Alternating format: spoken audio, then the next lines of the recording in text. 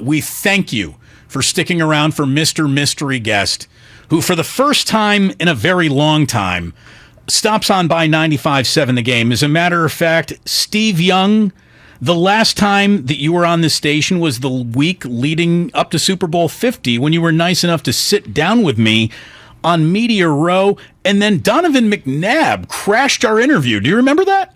I do remember that, and I don't know why he did that.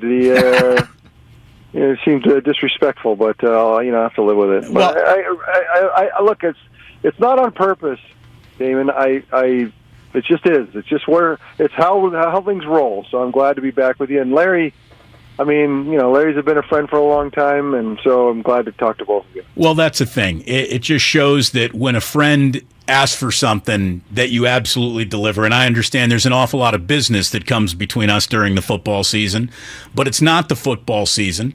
And you also reached out to Larry when I think he could have used a little picking up, and you picked him up. And that's really cool, man. I'm impressed, and I know it meant a lot to Larry. He's not about to gush over it, so allow me to do it. Yeah, I was going to say, Larry's not going to gush over anything. So, Larry's a tough guy, but we built a friendship, and so I just want to let him know that we're in it together. I feel the same way, Damon. We're in it together. We do what we can and move along. Like we're all one thing's for sure. We all have a passion for sports, and we all love to chat about it. My house, as you guys probably know, is not full of sports talk, and so for me, this is cathartic to kind of get on and chat about sports. Well, Steve, I'll say this, and I told you this before, but I just loved our segments last year. I loved what you were doing with your Forever Young Foundation for the Bay Area throughout the pandemic. I was so floored by that, and I could tell in all those conversations that it really came from the heart for you. And I love how invested you are post-career in our area, but also in the 49ers and in Trey Lance, too. And that's really where I wanted to start today.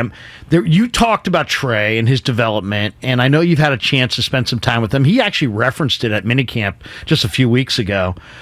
Can you tell us the nature of, did you guys get together on the phone? Did you guys watch film, field work? How was it? No, we were down at the facilities doing a workout, and we got a chance to just chat around just, first of all, get to know each other a little bit, but also just tell some stories give context for, like, whatever your I said, any footprints that you see ahead of you, they're mine.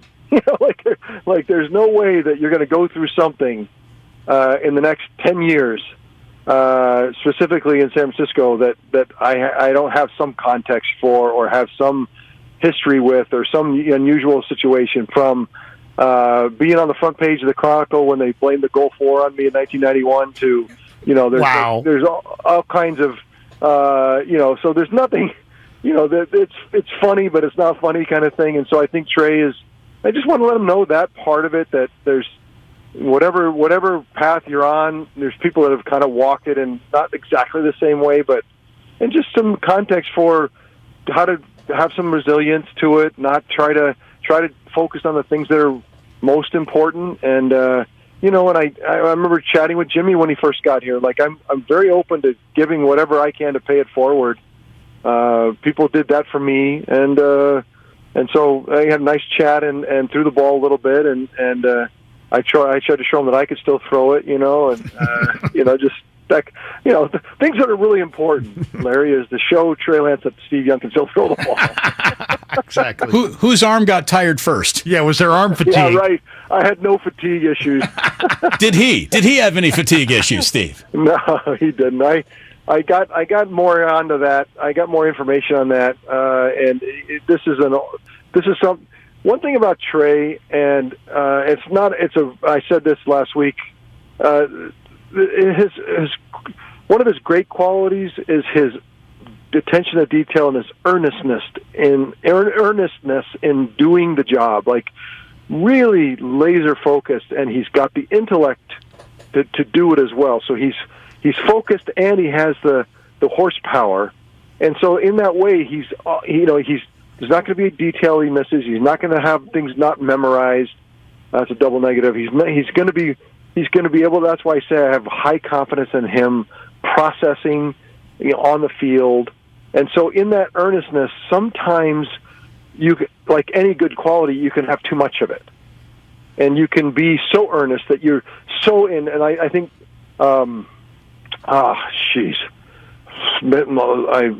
Philadelphia Eagles draft, now we went to Indianapolis, quarterback, help me quick. Eagles quarterback who went to Indy? Carson Wentz. Carson Wentz. So Carson, I felt like had the same issue a little bit in that he's a perfectionist, he had the ability to be perfect, and in that perfectionist effort, it kind of almost drove him into the ground. And so I really want to have Trey not feel like, that everything has to be perfect, or that, because he has that tendency in him. And that's not again, that's part of the solution. Part of the reasons why the 49ers took him is because he has that processing power, that earnestness about the job. He wants to get to wants to have all the data. He's not, and that's one of his talents. It's one of his God-given talents. And so in that way, you don't want to take away from it. But I've seen it where when it's overdone and people don't know when to stop, and when Mitch Trubisky had a little bit of this as well. And so, and I don't want to see Trey trying to be perfect, trying to live up to, the ghosts of the past, or even the ghosts of the present, and trying to do all that and live and trying to do it all at once. Steve Young with us here on 95.7 The Game. Can a quarterback room exist, Steve, with a proven and very much liked quarterback like Jimmy?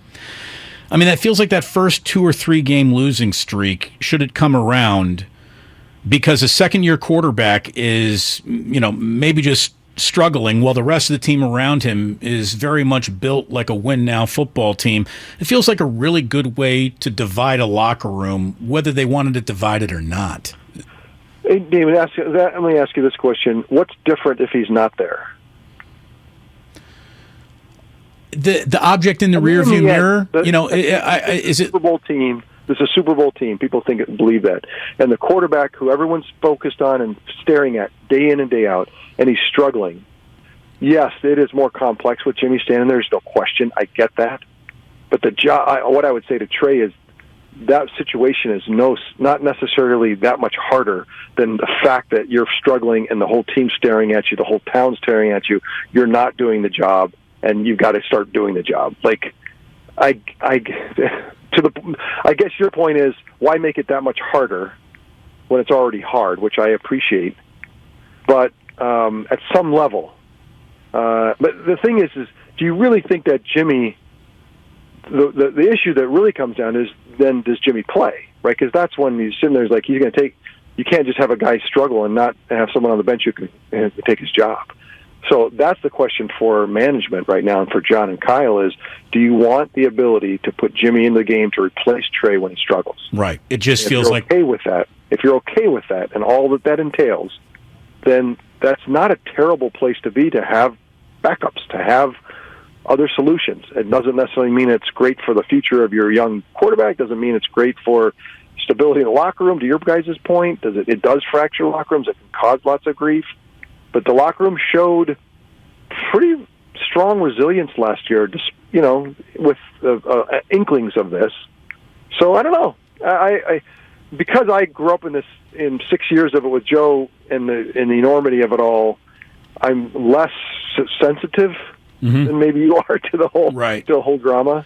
I feel like the drama, in the end, the drama did bring out the best of us, and in some ways, I still believe creative, not toxic personalities. Trey is not toxic personality. Jimmy is certainly not a toxic personality. So, what in the end, what bad could happen? You heard Jed say that. Was it in February when he said, "Hey, look, we did this with Joe and Steve. It's not that big a deal." Like, you've heard the owner tell you that he's not against it. Steve Young with us here. Garoppolo, even his harshest of critics would have to agree, he is a professional of the highest degree. And as you look at him taking care of his profession and his career, would you advise him to exist now on the 49ers timeline and tempo of business, or just demand his outright release? Like, what do you think is better for him at this time?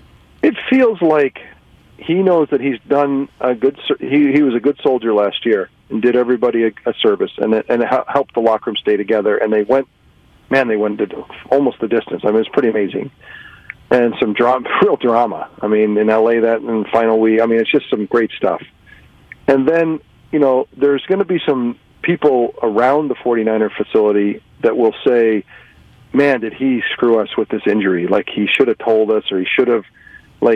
So there's this piece of the puzzle around getting healthy, and then some puts and takes, positive last season, not great about the injury. I think the number one thing is get healthy, then prove it. That's what has to happen for everybody. Get healthy and then go prove it, whether it's in a preseason game, whether it's in preseason practice, whether it's in private workout, prove that you're healthy. Once that day comes that he's proven to be healthy, then I think probably Jimmy should say to the 49ers, okay, what's the deal? And if they kind of look into the sky and then I think that's when he says, look, I've done my part, and I'd really appreciate my release. And you've scoured the world for some kind of value. You've looked for any kind of opportunities for trades. And short of, hey, look, Jimmy, we want you here on the team. We want to pay you. We want you to be a backup. And Jimmy says yes. I mean, short of that, I feel like get healthy, show the world that you're healthy, get the team a minute to kind of react to that, and with the rest of the league to react to that, and then, days, not weeks later, say, look, there's nothing happening. Just release me. I suspect that's what I would think about doing. Steve, I have no concerns about Trey, the person. I know they got the right person. I think the 49ers at this point know that they got the right person. But now let's transfer from that to the player. What concerns do you have as far as Trey Lance, the player? I know people have talked about his accuracy and questioned it. I was at the minicamp. I thought his accuracy looked pretty good. So overall, I probably have some questions about his game, but I'm really interested to hear what you have to say about his game. Yeah, it's hard because, Larry, we're learning. We learn a lot in the practices. We're redefining Trey every 30 throws. Sure. Because it's just not that much to go on. And so I agree with you. The person and the person processor on the field. Half of the two things you got to do in the NFL generally, and true for quarterback in general, process and deliver the ball. And there's a lot to each one of those. I get that. But processing Trey is check the box in my mind already, even as a rookie and even as a second player. Steve, were you surprised last week? It's delivering the ball, and I said this a month or two ago. I'm not saying that. I don't know if it's not a supreme quality today, and I believe that it can become such. But I think that's a work in process. So nobody's like Jimmy is an A+ deliverer of the football. He might not deliver the right place, right time, but as far as delivering it, that's where the processing thing comes in. But getting the processing done, finding the right guy, and then delivering it, that's where Trey needs to prove to all of us that he's a elite deliverer of the football.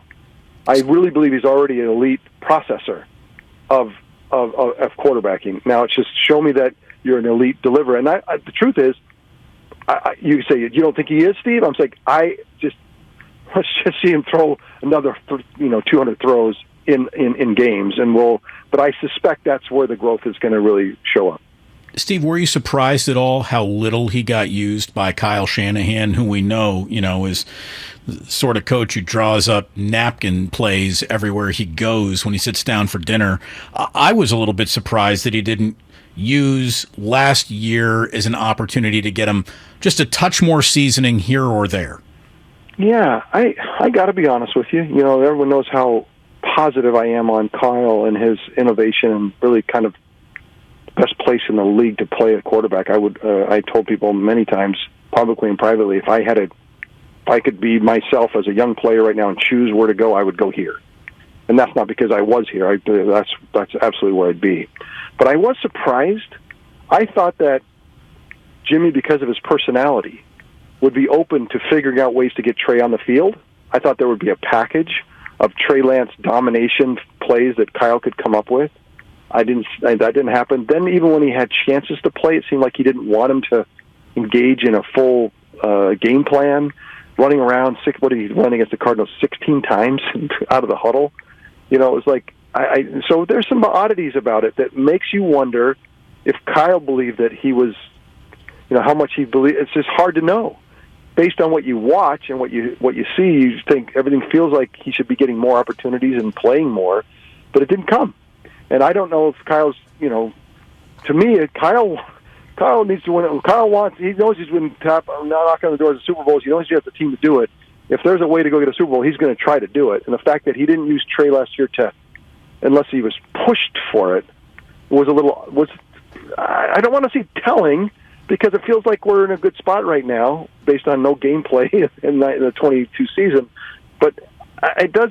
Your question, I think where you're going is, it just felt odd, and it did feel odd to me as well. How does Trey become the leader of the 49ers? And when I say that, I mean truly, authentically the leader. And how did you do it? Because, you walked into a locker room that wasn't divided. They were all with Joe. You know what I mean? In this locker room, there's some guys that are probably with Trey. There might be some guys with Jimmy. He's now trying to establish himself as a leader, but he has to do it authentically or the guys don't buy in. How does he go about that? Number one is to do the work. You're not going to get anybody to follow you if you're not doing the work.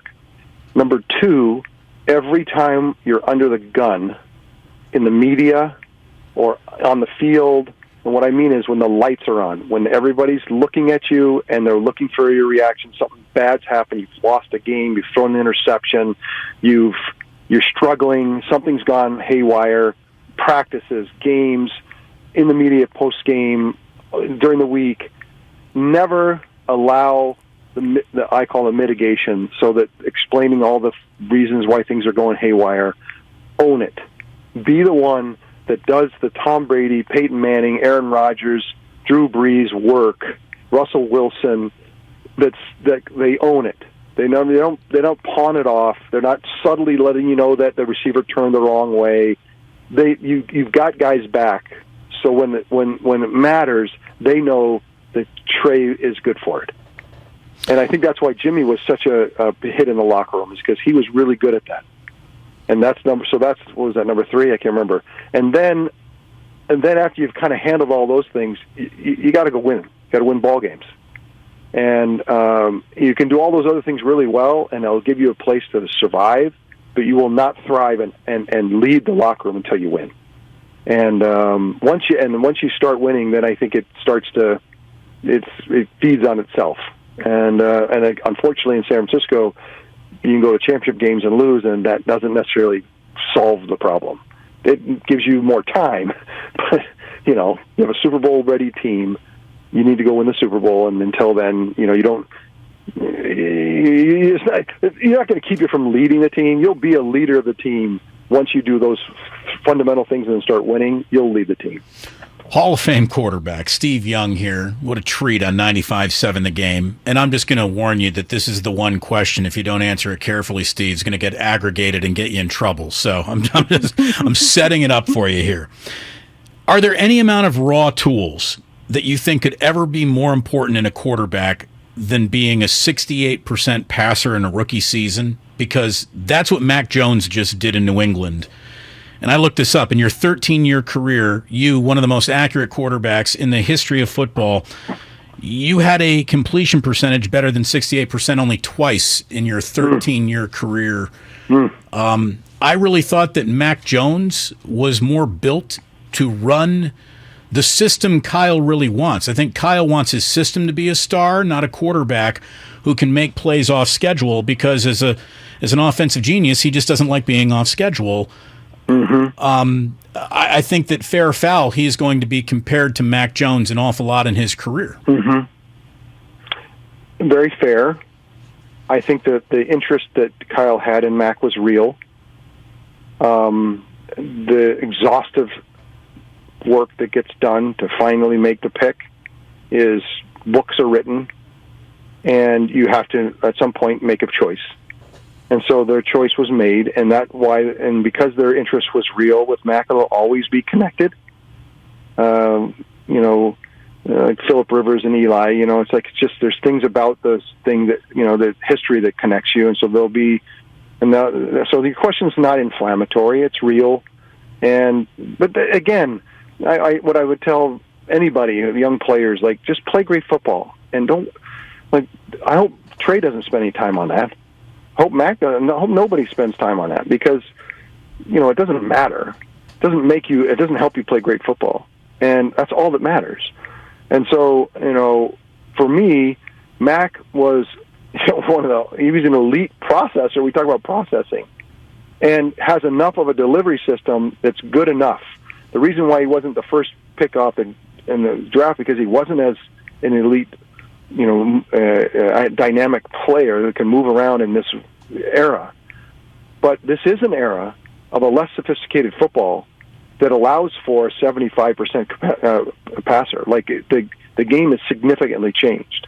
I'm not trying to make an excuse for the fact that his throwing for 68% and I only did it once. Like, right, it sounds like you're trying to justify your own incompletions here, Steve.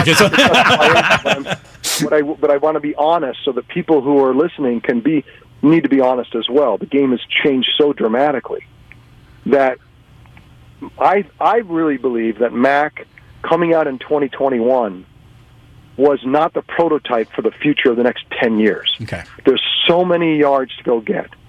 Free yards from quarterback spot, so many first downs, so many touchdowns, so many game-changing plays that to not have that, to actually take somebody that does not have that in 2021 felt off.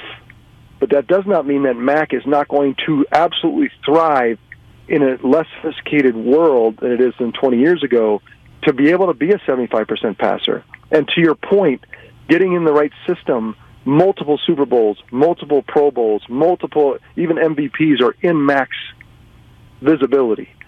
But when you sat back in 2021 in the warmth of April or May or June, trying to figure out what the next 10 years in the league looks like, you did not necessarily lean in to somebody who wasn't a dynamic. And when I say dual threat, that's a college term. Dual threat means is you are an elite passer who can run. Because if you're not an elite passer in the pros, there's no threat. So a true dual threat pro quarterback is an elite passer who has legs. In college, it's not necessarily as demanding, and so then that one's more a runner a guy who can run around who can throw.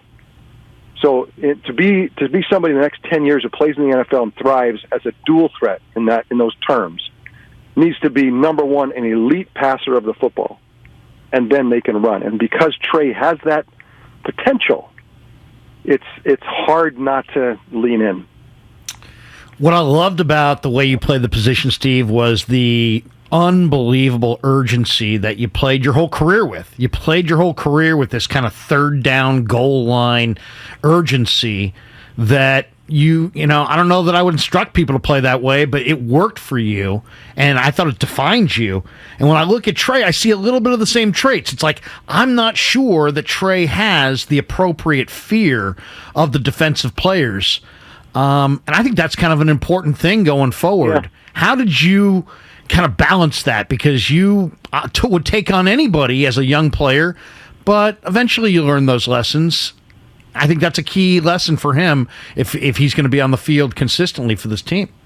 Well, Larry, you got to remember, when I took the field, Joe was standing there. And in some ways, I was playing to try to impress Joe. Like in other words, if Joe's out here, the ball would be moving. If Joe was out here, we'd be scoring points. That's in my mind. I was like, it wasn't hard to make that.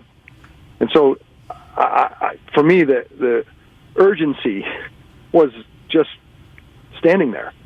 Right? I saw him; he was 15 feet away, and so in that way, it wasn't like I was trying to be him, because I learned very quickly that's not a really effective way to attack the problem. But as far as productivity, you better be productive. And so early on, you saw the run against the Vikings was absolutely a function of that urgency of like, look, we got to move the ball, and I don't know that I'm really smart or sophisticated enough to really move it, the veteran way. So I'm going to move it however I can. And so that's why Trey's going to have to use every inch and breadth and depth of his athletic ability, both throwing and running, to move the ball and to win games. And the urgency there, and Larry, I think that there's going to be a higher risk of hurting himself. He's already done it once last year with his hand running around. There's going to be a risk because he's not going to step back trying to figure out the long game. In many ways, his urgency is because it's a short game. I got to win this game. I've got to win the next one. I got to win the next one. And not that that's not true all your whole career, but you do have a way of kind of stopping a little bit of that, over urgency. But early on here, I would tell him, if I could talk to him every day and say, hey, don't be so urgent. Don't run into linebackers. Be careful. Slide. Get out of bounds. Like, yeah. It'd be just like me. Yeah. Good. Got it. Glad to have.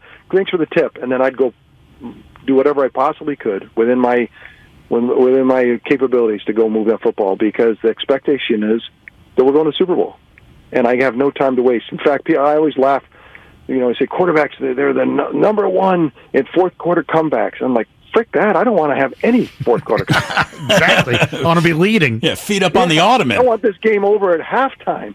And Larry, you have always had the knack at kind of distilling some of the things that I don't necessarily think about or, have spent a lot of time at, but really truthful distillations of who I was I was out from warm-ups to get a lead and to get this thing over with, because there was no comfort in close ball games or close losses, or almost like there was not, like young players in the NFL, I think somehow take solace in, hey, he's playing pretty good. Oh, it was close. It wasn't his problem. It wasn't his fault. Oh, this team needs to be more supportive. And they live in that space for a couple of years, and then pretty soon, they have to own it, and then they're not ready for it. I'd much rather go my way. And what you're asking Trey to do is, let's go. Let's go now, and let's give everything you own, and then over time figure out ways to regulate and govern a little bit more safely. But forget it. Right now, let's go. I'll tell you, I just felt my jaw get more square while you were answering that question. That was great. It's Steve Young from When Men Were Men football in the NFL. Brian Greasy, coming straight out of the Monday Night Football booth, and I'm guessing you got to know Brian a little bit all the time that you spent. Sure, I really like Brian. He's got one of the big quarterbacking gigs now. Is he the right guy for the job? You know what? Brian comes from a different place. And he played a different game. So in that way, I liken it to Patrick Mahomes playing with Alex Smith for that season, and Patrick being the kind of the gambler, the street fighter, the guy that can do everything, and then Alex is, and I'm overstating it, but Alex is the do it by the book. Not as a game manager, but manage play to play to get the most out of each play. Let's be super efficient. And that's one of the great things about Alex. And so having Patrick see Alex in person was super important. And I think that affected the way that he thought about the game. And even to this day, I would say to Patrick, you can be you're already one of the greats. You'd probably be the greatest player ever played if you can hold two things in suspense. One is, I am the most dynamic player that's been around for a long time, and two, I am the greatest manager of the efficiency of the game that's ever been. And that's where that's not his, because it's not a strong suit. It's not what he wants to do game to game. You saw the playoff game with the Bills. You saw all the explosiveness and the enormity of what he can accomplish as a player, Patrick. And then you also saw the leaking of oil and just the basics, the fundamentals of just doing the efficiencies. And if he can, so he still has stuff to do there. And I can't remember the first part of your question that got me going here, but for Trey, it's really making sure that he gets the efficiency. He's going to be the dynamic player, but it's getting the efficiencies, that the down to down, doing the smart thing, dropping the ball off, take the open guy in the flat, take the first 3 yards, don't overthink it. And just be a super efficient. And people say game manager is a negative. It's a knock. 50, 60% of the game, 70% of the times is doing that really well. And then the other 30% is this spectacular art that we we applaud and we honor and we give accolades and MVPs and everything else. But if you think about underneath it, 60-70% of it is just being that great game manager. I got one last one for you, buddy. I appreciate you coming on. I really do. And the last, Tom Brady's dominated the last decade, right? He's got 5 Super Bowl appearances. He's got 4 Super Bowl wins. And there's a lot of good young quarterbacks in the NFL right now. Burrow, Josh Allen, Mahomes, to name a couple, or, name a few. I'm really bullish on both the 49ers and the Jets because I really believe in Trey Lance's future, and I really believe that Zach Wilson found another level in the second half of last year, and I think you're going to see more of that this year. Those are the 2 young guys that I think could crash that party going forward. Who do you see outside of the big 3 of Burrow, let's say Allen and Mahomes? Who's a young quarterback that you think, man, this guy's going to have a great decade ahead? Justin Herbert, right? I mean, you got to add him. He's already a proven commodity in my mind. So there's those 4. If Deshaun Watson can ever get on the field, he's got that kind of talent. Lamar Jackson, personally, I said this many times. He's damned in the system that they're running. He has to be given opportunities to mature as a thrower of the football, and they just don't ask him to do it. I think he's completely capable. And if he could get those opportunities, I think he'd be in that mix as well. But you've got this dynamic players that can go get all those yards I talked about, all those first downs, all those touchdowns that change games and tilt fields, and it could be a one-man show in today's game. The quarterback position's never been as dynamic and never been as important than it is today. And so you've talked about what did you say to me? Well, Tom Brady's not that, can't move around. Aaron Rodgers doesn't do that much anymore. How are they dominating? They're dominating because they're taking it. They grew up in a sophisticated era, and they're taking advantage of a less sophisticated era with their expertise. And that's why Tom says to himself, "Look, as long as my arm keeps moving, I can play forever." And it's really true because the game has changed that much. But really, in the end, you're talking about dynamic players that are going to be super fun to watch. And if you're going to talk about the AFC West, you can see Russell Wilson in that mix now. Russell Wilson is a tough out. Yeah. Seattle has no chance now. With Russell Wilson, they have a chance. Denver had no chance. Now they have a chance. And so that AFC West, you're going to have to be 3-3 or 4-2 to even sniff something into the future. And I can't wait to see some of those games. But you've got players that are going to be really tough to beat, all kind of packed in that division except for Josh Allen. Steve, thank you so much for joining us. It meant a lot to Larry. It meant a lot to us. It meant a lot to the station. We really appreciate your time. Thank you so much. You're great, and I really appreciate you guys. So I can't say any time because things get hairier and get in the season, but it's fun to talk. And you guys, to be honest with you, I always said this about Larry. Asked pointed, tough questions that I think always get me thinking, and you do as well. So I appreciate the conversation. Thank you so much. Thanks, Steve. Steve Young here on 95.7 The Game.